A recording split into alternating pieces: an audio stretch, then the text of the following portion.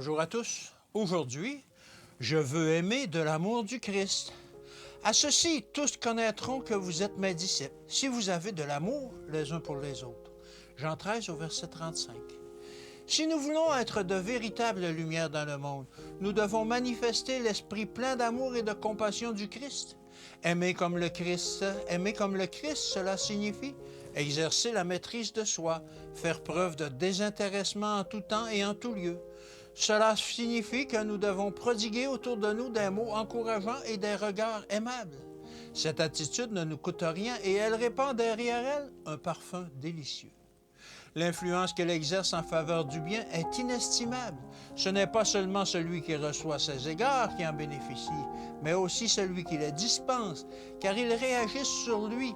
L'amour véritable est un don d'origine divine dont le parfum est d'autant plus pénétrant qu'on dispense cet amour aux autres en plus grande abondance.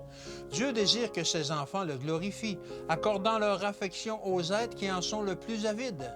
Ne négligeons aucun de ceux avec qui nous sommes en contact. Ne manifestons pas d'égoïsme dans nos paroles, dans notre attitude, dans nos actes avec nos semblables.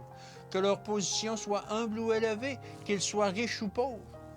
L'amour qui n'accorde des paroles aimables qu'à une minorité de personnes, tandis qu'il fait preuve de froideur et d'indifférence avec d'autres, n'est pas le véritable amour. C'est de l'égoïsme. Il ne travaillera en aucune manière au bien des âmes et à la gloire de Dieu. Ne limitons pas notre amour à deux ou trois personnes. Ceux qui recueillent les rayons de la justice du Christ et refusent de les faire resplendir dans la vie de leurs semblables perdront bientôt l'éclat radieux et bienfaisant de la grâce divine qu'ils conservent égoïstement pour le prodiguer à de rares privilégiés.